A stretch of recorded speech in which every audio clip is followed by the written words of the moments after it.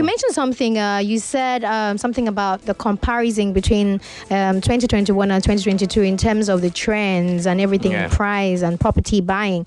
But would you say, how can you tell us overall, like if you were to really describe it or put more words to it, how would you talk about the overall trends that you're seeing in the Nigerian property market right now, and how do they compare to previous years? I know you've mentioned that, but if you could throw more light on that.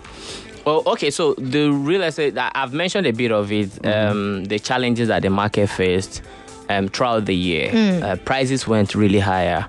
In Lagos, when we saw 19% annual increase in, property prices. So if you could have rented at a certain amount, it went up. The price went up like 19%. Same for sales. If you are buying land, you are renting a short let and all of that. In Abuja, that figure was around 18%. Wow. In places like Enugu, it was around 12%. In Oyo, it was around 11%. Kano still around that range, and places like Port Harcourt, and even around the country. So those are like what we saw. And of course, some of these challenges that I've mentioned, the inflation, the interest rate going really high up, and generally the economic outlook last year wasn't really favorable.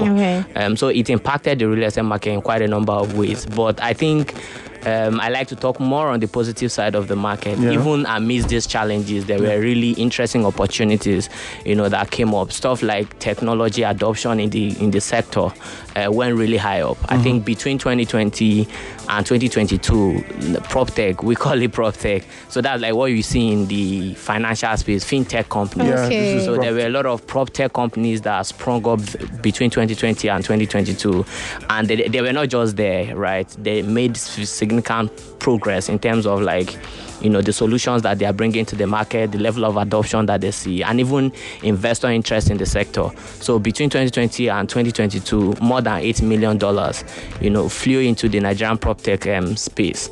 And that's evident. That's like the highest the industry has seen in technology funding till forever, to be honest. Wow. So that was a very good period for technology in the space. And I think last year alone, the number was around 7 million. So between 2020 and 2022, more than 8 million was raised. But last year alone, almost 7 million was raised by these tech companies, and they are doing really great stuff, not just in Nigeria. A lot of these companies are expanding into other regions. So would you say that is the next level in investment? That's the next level in investment, to be honest, and that is essentially the space that we play in.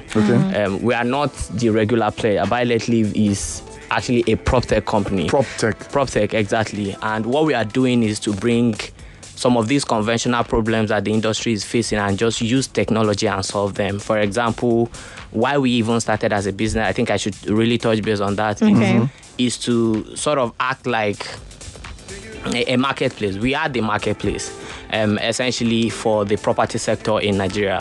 So what we do is that we create an ecosystem where the buyers come and the sellers come. The sellers come to sell their properties, and the buyers, come to see what's available in the market, right? We have created that ecosystem, use technology to enable it as against, say, like 15 years ago, where if you want to buy or rent property, you just be calling agents.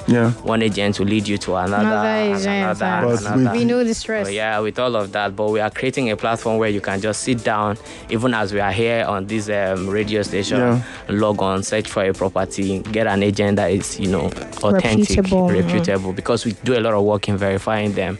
So get an agent that is authentic, and you can buy, you can let, and you can live in your property. And you can live.